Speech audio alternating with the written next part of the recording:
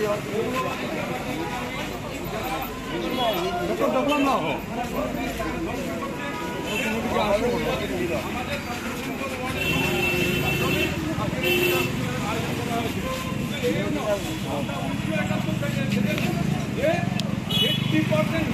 রক্তের বিনিময়ে স্বাধীন হয়েছে।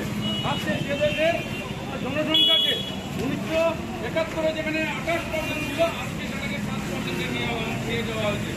পরিকল্পিতভাবে বাংলাদেশকে হিন্দু উন্নয়ন করার একটা পরিকল্পনা চলছে, তার প্রতিবাদে আজকের এই কর্মসূচি।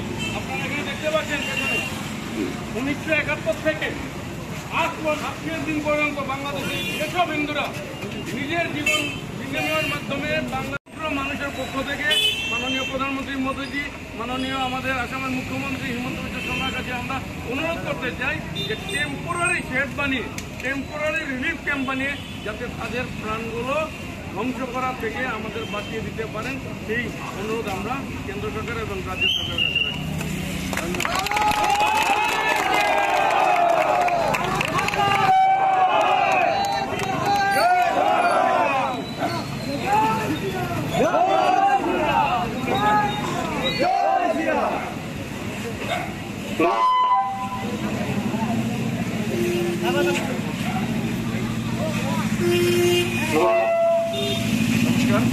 আজকে 26 নম্বর ওয়ার্ডের নাগরিক বৃন্দের দ্বারা আয়োজিত এই ধিক্কার মিছিল রাধাগোবিন্দ লেন থেকে শুরু হয়ে আমাদের কলেজ রোড বাজারের সম্মুখে আমরা শেষ করেছি।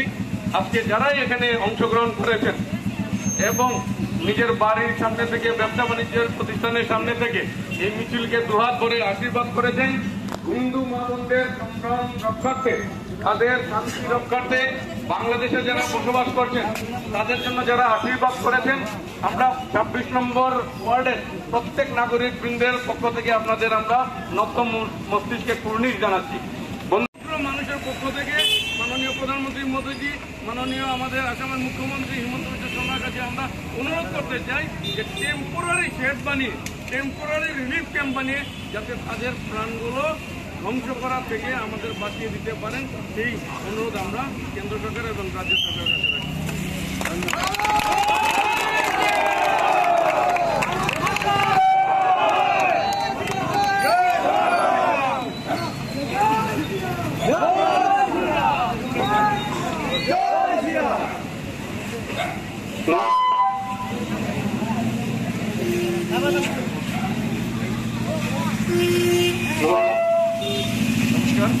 আজকে 26 নম্বর ওয়ার্ডের নাগরিক বৃন্দের দ্বারা আয়োজিত এই ধিক্কার মিছিল রাধাগোবিন্দ লেন থেকে শুরু হয়ে আমাদের কলেজ রোড বাজারের সম্মুখে আমরা শেষ করেছি।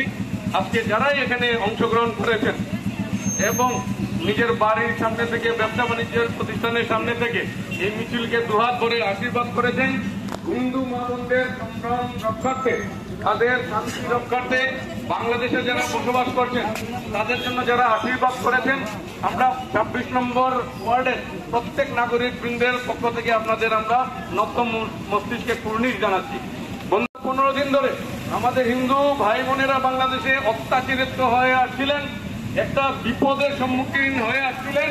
বিগত 2 দিন ধরে সেটার পরিস্থিতির পরিবর্তন হয়েছে।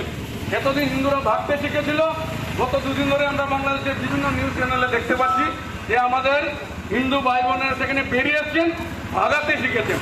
আমরা ওনাদের পাশে, ওনাদের শুধু সহমর্মিতা প্রদর্শন করার জন্য আজকের এই ধিক্কার মিছিলের আয়োজন করেছি।